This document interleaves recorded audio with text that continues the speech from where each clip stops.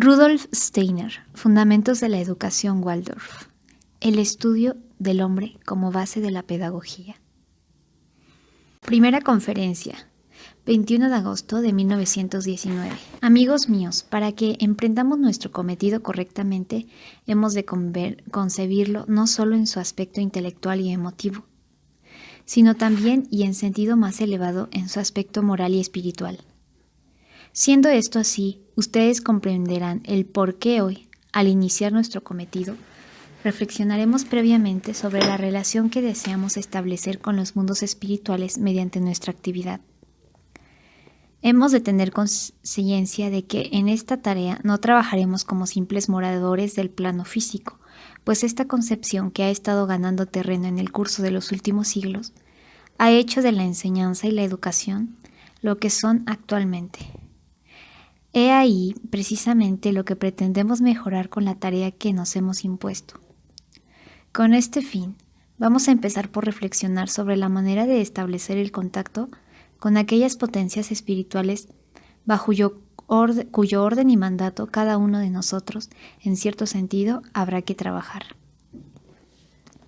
Lo que pretendemos no será posible si no sentimos la trascendencia de nuestra tarea, si no nos hacemos cargo de una misión muy especial se ha asignado a esta escuela. A este fin hemos de concretar nuestros pensamientos, darles una forma que realmente nos permita tener conciencia de que con esta escuela aspiramos a algo fuera de lo común. Para lograr esta forma, hemos de procurar no tomar la fundación de esta escuela como un trivial suceso de todos los días, sino considerarla como un acto solemne de orden cósmico. En este sentido, estimo oportuno expresar, en nombre del espíritu que ha de conducir a la humanidad, trascendiendo la miseria y el infortunio, a alcanzar un nivel más elevado en enseñanza y educación, el más cordial agradecimiento a quienes inspiraron a nuestro querido señor Molt el luminoso pensamiento de llevar a cabo, en bien del progreso de la humanidad, la fundación de la escuela Waldorf. Sé que el señor Molt tiene conciencia de lo débiles que son las energías que pueden movilizarse para llenar ese cometido, pero él podrá actuar entre nosotros con el debido vigor si, juntamente con él, sentimos la magnitud del contenido y recogemos como efemérides clave, como momento solemne del orden cósmico, esta fecha en que comenzamos nuestros trabajos. Así, estimados amigos, queremos dar principio a nuestro trabajo, considerándonos como seres humanos a quienes el karma ha colocado en un lugar especial, de donde se irradiará no lo que sea común, sino algo que engendre en los participantes el sentimiento de aquel solemne momento cósmico. En primer lugar, enfocaremos el estudio de nuestra tarea pedagógica, para el cual hoy voy a ofrecerles una introducción. En efecto, nuestra tarea pedagógica habrá de ser distinta de las actividades docentes que la humanidad ha venido formulando en el pasado. Habrá de ser distinta, no porque creamos, con vana altanería, que estamos llamados a inaugurar de motu propio un nuevo régimen pedagógico en el mundo, sino porque sabemos, con fundamento en la ciencia espiritual de orientación antroposófica, que las sucesivas épocas evolutivas asignan a la humanidad siempre renovadas tareas. Distinto fue lo que correspondió en la primera, segunda y hasta entrada la quinta época evolutiva post-Atlante en que nos hallamos ahora. Hemos de advertir que solo algún tiempo después de haber entrado en determinada época evolutiva, la humanidad adquiere conciencia de lo que le incumbe a ella. La época evolutiva en que ahora nos hallamos comenzó a mediados del siglo XV y solo ahora asciende a nuestra conciencia, procediendo de los trasfondos espirituales, lo que esta época exige de nosotros en cuanto a tarea pedagógica. Hasta ahora, los hombres, por excelentes que hayan sido sus intenciones, trabajaban pedagógicamente dentro de las características de la educación antigua, la que concernía a la cuarta época evolutiva post-Atlante. Desde un principio hemos de ponernos a tono con nuestra tarea. Esto es, comprender que nuestra época clama por cierta dirección, cuya importancia no reside en su validez absoluta para toda la evolución de la humanidad, sino justamente en su validez específica para nuestra época. El materialismo, amén de otros efectos, ha producido el resultado de que los hombres no tienen conciencia de las tareas concretas de una época particular, ni, sobre todo, y fíjese bien en lo que afirmo, del hecho mismo de que la peculiaridad de cada época requiere tareas específicas. Al confiárseles a los niños de determinada edad para su educación y enseñanza, habrán de tener en cuenta que llegan después de haber recibido, en la primera época de su vida, la educación, quizá la mala educación de sus padres.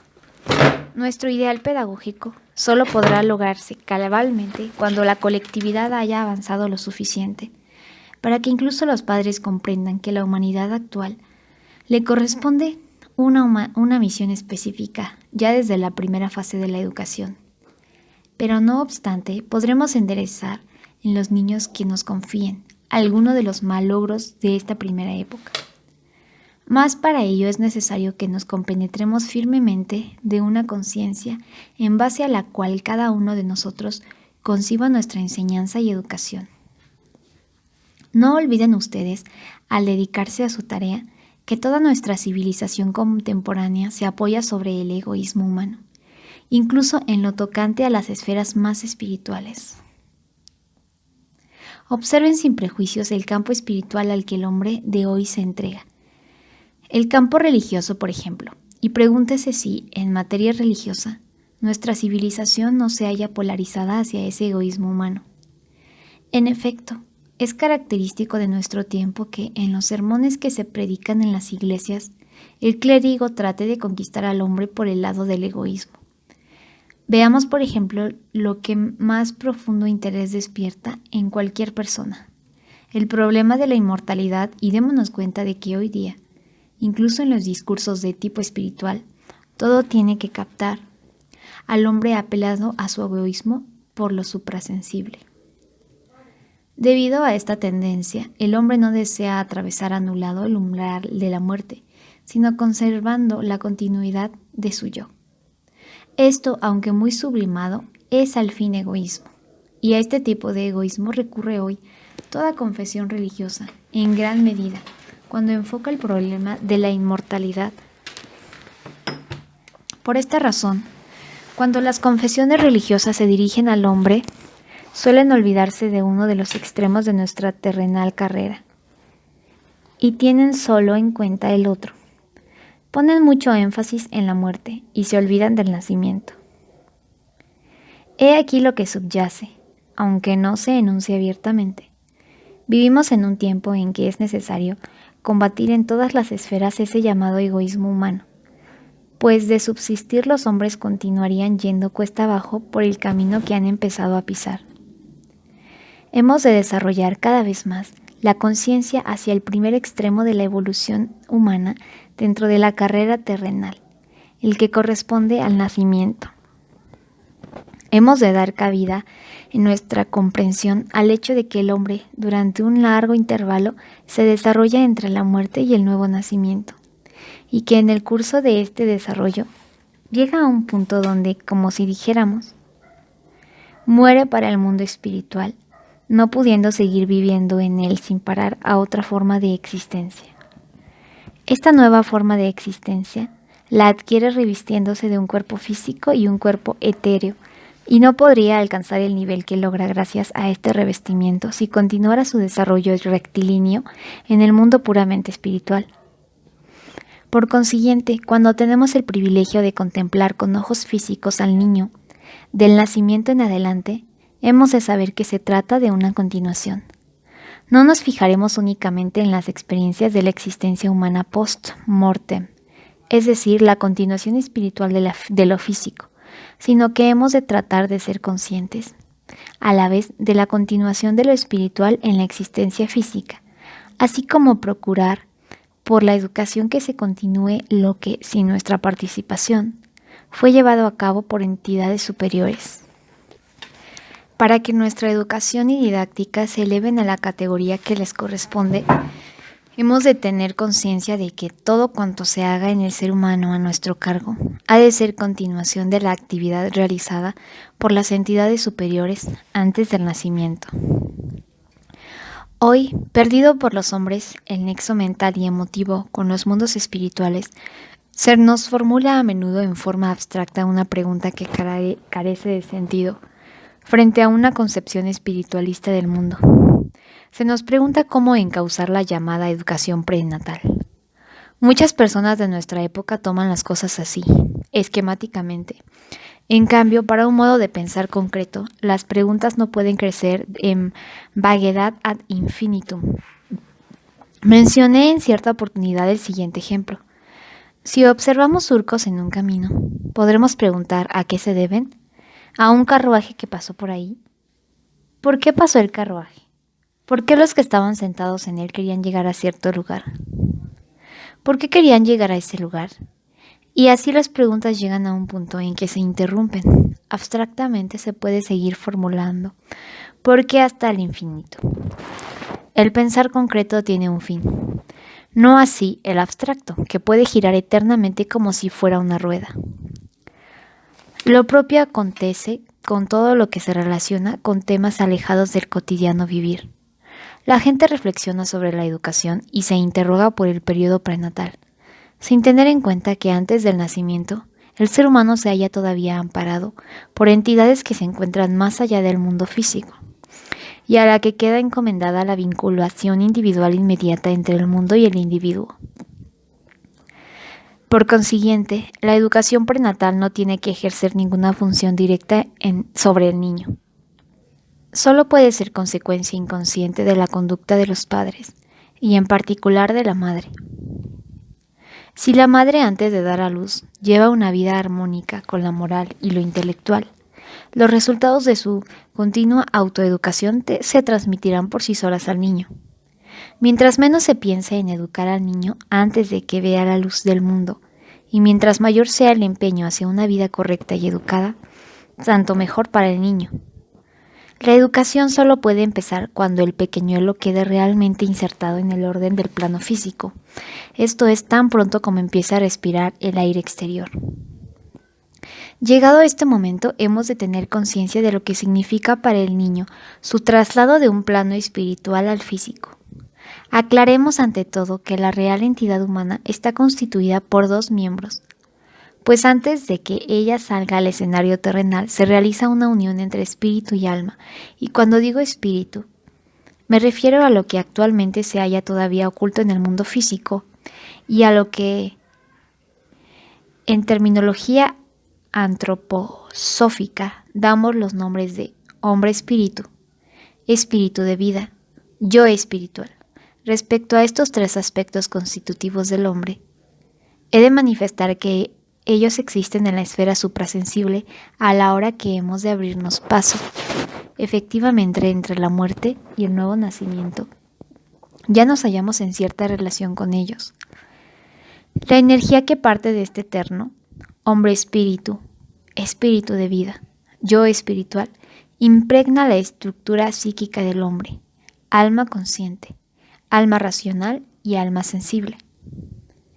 Quien pueda contemplar la entidad humana cuando se dispone a descender nuevamente al mundo físico, después de pasar por la existencia entre la muerte y el nuevo nacimiento, observará lo espiritual al que acabo de referirme vinculado a lo psíquico. El hombre desciende, como si dijéramos, como alma espiritual o espíritu anímico, de una esfera superior a la existencia física, revistiéndose de ésta. Ahora bien, podemos decir, respecto de este segundo miembro constitutivo que se une con el alma espiritual, que lo que se le ofrece en el ambiente terrenal es el resultado de los procesos de la herencia física. Al alma espiritual o espíritu anímico se le brinda como ofrenda el cuerpo biológico, de manera que resulte una unión en dos ternarios. Del lado del alma espiritual, el hombre espíritu, el espíritu de vida y el yo espiritual se hallan unidos con el complejo anímico constituido por alma consciente, alma racional y alma sensible. están unidos y, en su descenso al mundo físico, habrán de mancomunarse con el cuerpo sensible o astral, el cuerpo etéreo y el cuerpo físico, a su vez vinculados primero en el seno de la madre y luego en el mundo exterior, con los tres reinos del mundo físico, el mineral, el vegetal y el animal, de modo que también aquí se trata de un consorcio de dos ternarios. Si se observa con suficiente imparcialidad al niño que se ha internado en el mundo, se observa que, en él, el espíritu anímico o alma espiritual se halla todavía separado del cuerpo biológico. La misión de la educación, espiritualmente concebida, consiste en concordar el espíritu anímico con el cuerpo biológico. Entre ellos hay que establecer la armonía y consonancia, que no existen, pues están desajustados. Al nacer el niño al mundo físico. La tarea del educador y también la del que enseña es la afinación mutua de estos dos miembros. Enfoquemos ahora esta tarea en forma más concreta. Entre todas las relaciones del hombre con el mundo que le rodea, descuella por su importancia la respiración. En efecto, es ella lo primero que se inicia con el nacimiento, ya que los procesos respiratorios en el seno de la madre no pasan de función preparatoria, sin llegar a establecer una conexión completa con el entorno. Lo que propiamente puede llamarse respiración empieza cuando el hombre ha salido del seno materno, y esta función es de muchísima importancia para la entidad humana, por hallarse ya involucrado en ella todo el sistema ternario del hombre físico. Entre los elementos de este sistema contamos, para empezar, con el metabolismo. Este metabolismo, por un lado, se liga íntimamente con la respiración. Asimismo, es de índole metabólica la conexión entre el proceso respiratorio y la circulación sanguínea, pues ésta recoge las sustancias exteriores que se introducen en el cuerpo por otros caminos y la adecua al cuerpo humano, de suerte que, por un lado, la respiración guarda relación con todo el sistema metabólico, sin menoscabo de las funciones que le son propias. Por otro lado, la respiración humana se halla en conexión, también, con las funciones neurosensorias. Al inhalar comprimimos continuamente el líquido cefalorraquídeo hacia el cerebro. Al expirar lo presionamos de vuelta hacia el cuerpo y así trasladamos el ritmo respiratorio al cerebro. La respiración está, pues, en conexión por un lado con el metabolismo y por el otro con la vida neurosensoria. Podemos decir que la respiración es el mediador más importante entre el hombre ya morador del mundo físico y este mundo. Si bien hemos de tener presente que la respiración del recién nacido dista mucho de lo que debiera ser para que se mantenga el funcionamiento de la vida física, deficiencia que se hace patente sobre todo en un aspecto, en el hombre que entra en la existencia física. Todavía no se ha establecido la justa armonía, la justa relación entre el proceso respiratorio y el neurosensorio.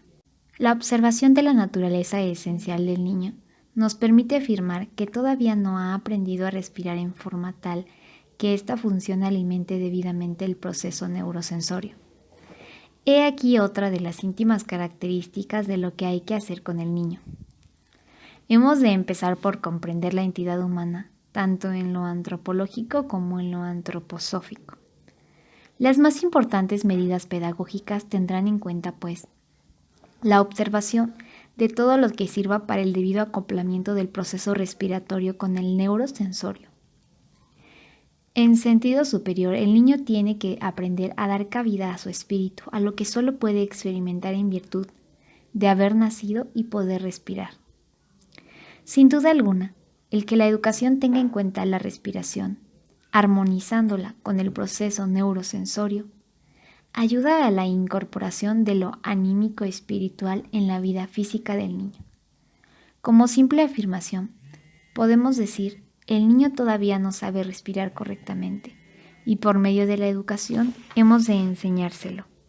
Hay además otra función que el niño no domina y que hemos de acometer para que concuerden los dos aspectos constitutivos, es decir, el cuerpo biológico y el alma espiritual. La función que el niño no domina al comienzo de su existencia es la de llevar a cabo en forma adecuada el sueño y la vigilia. Me permito hacerles notar que los puntos sobre los que regularmente tenemos que insistir en sentido espiritual parecen contradecir el orden extremo del mundo. En efecto, si se miran las cosas exteriormente, es fácil decir que el niño puede dormir bien, que duerme mucho más que el hombre de edad más avanzada, que durmiendo entra el niño a la vida. Sin embargo, el niño no tiene control alguno sobre lo que subyace en el sueño y la vigilia. Tiene sus experiencias en el plano físico. Hace uso de sus extremidades, come, bebe y respira. Pero el niño no puede traspasar al mundo espiritual, para allí elaborarlo y regresar al plano físico con los resultados de esa elaboración. Todo lo que aprende en este mundo físico, todo lo que ve con sus ojos, oye con sus oídos y lleva a cabo con sus manos. Lo característico del sueño infantil es lo que lo distingue del de los adultos. En estos últimos se elabora con preferencia lo que el hombre experimenta entre el despertar y el dormirse. El niño, en cambio, al dormirse y confundirse vitalmente con el orden universal, todavía no es capaz de llevar consigo sus experiencias diurnas. La correcta educación ha de tener por objetivo lograr lo que se experimente en el plano físico se lleve e incorpore en las actividades a la que el alma espiritual o espíritu anímico se haya entregada desde el momento de dormirse hasta el de despertar. Como maestros y educadores nada podemos transmitirle al niño de los mundos superiores, pues lo que de ellos procede penetra en la conciencia cuando el hombre está dormido. Lo único que podemos hacer es aprovechar el tiempo que el niño pasa en el plano físico, ocupándolo en actividades que paulativamente pueda llevar al mundo espiritual, de donde habrá de fluirle la energía que le permita cumplir con su misión humana en la existencia terrestre. Vemos pues que en un principio toda actividad docente y educativa se dirige hacia un campo importante: la enseñanza de la correcta respiración y de la correcta alternancia rítmica entre sueño y vigilia. Huelga decir que las medidas educativas y didácticas de que aquí nos ocuparemos no desembocan en un adiestramiento de la respiración, ni tampoco de las funciones del dormir y del estar despierto. Todo esto quedará en segundo plano cuando estudiamos las medidas concretas que se han de adoptar en clase, pero siendo indispensable poseer una conciencia de fondo de cuanto hagamos. Hemos de saber que la enseñanza de tal o cual materia activa en el niño, por una parte, la introducción del alma espiritual en el cuerpo físico y, por la otra, la de la corporalidad biológica en el alma espiritual. No desestimemos la importancia de lo dicho mientras se preste atención únicamente a lo que el maestro hace y no a lo que es.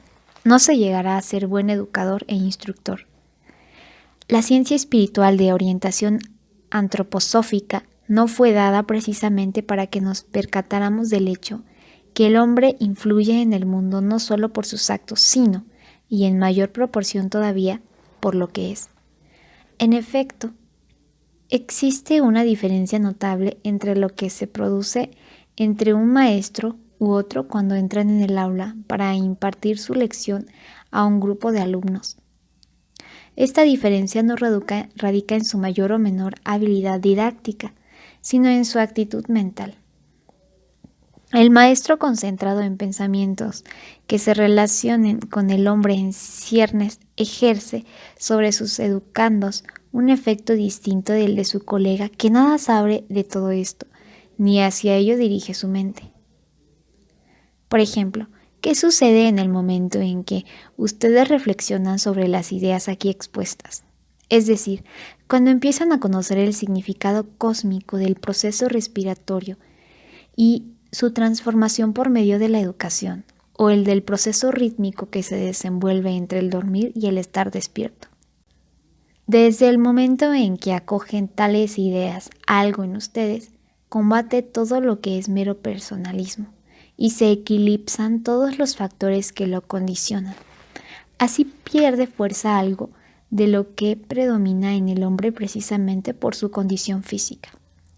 Al entrar en el aula en semejante estado de mengua de lo personal, se establece, gracias a ciertas energías internas, la debida relación entre educandos y un maestro. Puede suceder que en un principio los hechos exteriores parezcan demostrar lo contrario.